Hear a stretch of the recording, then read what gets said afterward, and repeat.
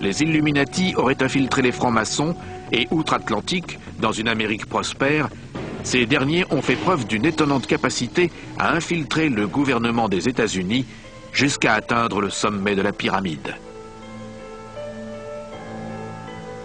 C'est à se demander quel président américain n'était pas franc-maçon. De Franklin Roosevelt à George Bush, de Harry Truman à Reagan, la liste n'en finit pas. Presque tous les présidents l'ont été. C'est amusant de voir qui ont été ou qui sont les francs-maçons. L'astronaute Buzz Aldrin, John Wayne, Bob Hope, W.C. Field. C'est à se demander ce qu'ils tirent de la franc-maçonnerie. C'est une confrérie, et c'est justement là que le bas blesse. Franklin Roosevelt est de ceux qui a atteint le plus haut degré maçonnique. Il a mis longtemps à gravir les échelons. Gerald Ford a sans doute été nommé à titre honorifique, mais certains initiés estiment qu'un tiers des présidents américains étaient francs-maçons.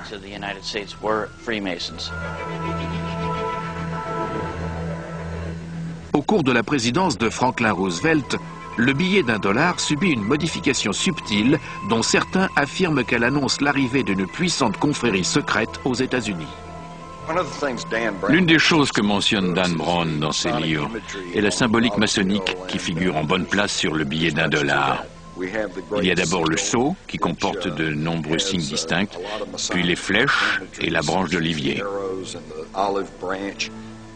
Ici, nous avons l'œil de la connaissance au sommet de la pyramide, mais il est séparé du corps de l'édifice. C'est une imagerie Illuminati qui indique qu'ils sont les seuls à disposer de cette connaissance et que le reste d'entre nous est ici, au pied de la pyramide. Le ministre des Finances, Henry Wallace, qui selon Simon Cox était un franc-maçon, a introduit les symboles maçonniques sur le grand sceau du billet vert. Il a également ajouté ces mots effrayants. Le terme Novus Ordo Seclorum signifie Nouvel Ordre Mondial. Les francs-maçons parlent de Dieu, du grand architecte. Autrement dit, nos billets de banque évoquent un ordre nouveau, et pourtant la plupart des gens n'en savent rien. Le billet vert n'est peut-être qu'un début de preuve que le gouvernement de la plus grande nation libre a été infiltré à travers les Templiers, les Illuminati et à présent les francs-maçons. Le monument de Washington est un obélisque qui a la forme d'une structure égyptienne, dont la signification est essentiellement identique. Elle était initialement dédiée au dieu Osiris, mais elle représente le pouvoir de tous les dieux. Le tracé de la ville de Washington, D.C. met en valeur l'architecture sacrée. Le Capitole, la Maison Blanche et l'obélisque sont les trois édifices les plus importants. Le groupe de Bilderberg constitue la preuve la plus saisissante de l'influence des Illuminati.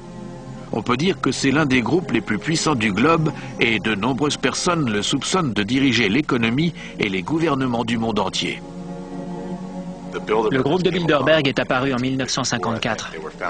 Il a été fondé par un autre franc-maçon, le prince Bernard, qui appartenait à la dynastie mérovingienne, d'après ses dires, et était également affilié aux nazis. Le groupe se rencontrait dans un hôtel des Pays-Bas, l'hôtel Bilderberg, dont ils ont conservé le nom. Au cours de l'une de leurs réunions, David Rockefeller, que beaucoup de gens considèrent comme un marionnettiste dirigeant les chefs de file du monde entier, a suggéré de créer une commission qui est devenue la commission trilatérale, dont le nom fait allusion, par pure coïncidence, aux trois côtés d'une pyramide.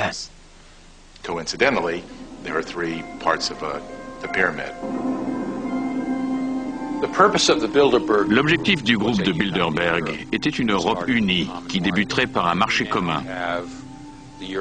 À présent, l'Union européenne cherche désespérément à faire ratifier une constitution par les pays membres, en vertu de laquelle les gouvernements déjà imposants de chaque État souverain seront dirigés par un gouvernement encore plus imposant, appelé Union européenne. Les bureaucrates contrôleront toute l'Europe. Il n'y aura plus de frontières, le règne d'une minorité sur la masse.